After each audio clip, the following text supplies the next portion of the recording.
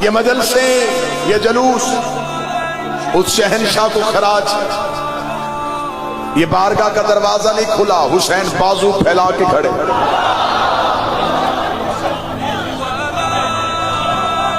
ممبر کے مصلی سے عشق کی اذان ہو چکی، صف اذان پہ نمازی مودت کی نماز کے لیے پہنچ۔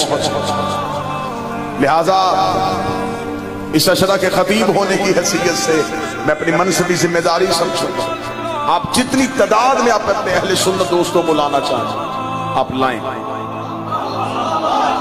یہاں کسی کی دل آزاری نہیں ہوگی، کیونکہ جو مجلس حسین میں آتا ہے وہ ہمارا مہمان نہیں ہوتا، وہ حسین ابن علی کا مہمان ہوتا، ہماری حیثیت اس کے سامنے خدمتگار کی ہوتی ہے۔ پھر علی جدی ہم نے کرنی ہے حسین کے مہمانوں کی خدمت، جو بھی حسین کے گھر میں آئے گا وہ مہمان ہے حسین کا۔ دروازے پہ کھڑے ہوئے ہمارے نوجوان جسموں کی تلاشیاں لیتے ہیں، عقیدوں کی نہیں لیتے۔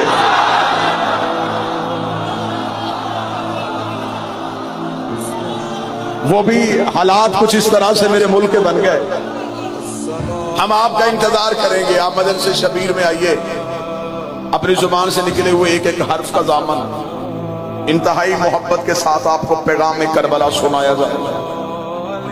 امام حسین علیہ السلام کی مجلس میں بیٹھنا وقت گزارنا نہیں ہوتا، مجلس شبیر اپنے اندر بڑے فائدے رکھتے ہیں۔ مجلس حسین کے فائدوں میں سے ایک فائدہ ہے غرور کا خاتمہ،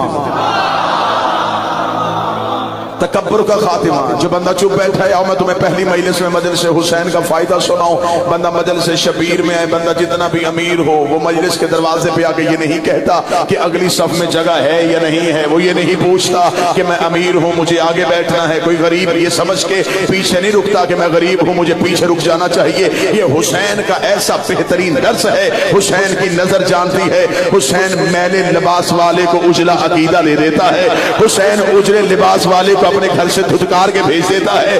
کائنات کا یہ وہ دروازہ ہے جہاں منصب نہیں بتایا جاتا، جہاں عہدہ نہیں بتایا جاتا، یہاں دنیا داری کا کوئی عہدہ بتانا کفر سمجھا جاتا ہے۔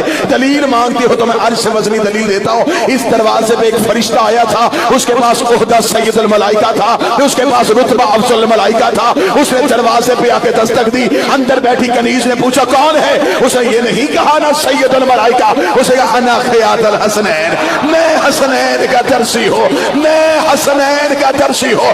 فرشتہ نے کہا جبریل بن گیا، اسے کہا یہ وہاں دروازہ ہے جہاں عہدے نہیں بتائے جاتے، نوکری سنائی جاتی۔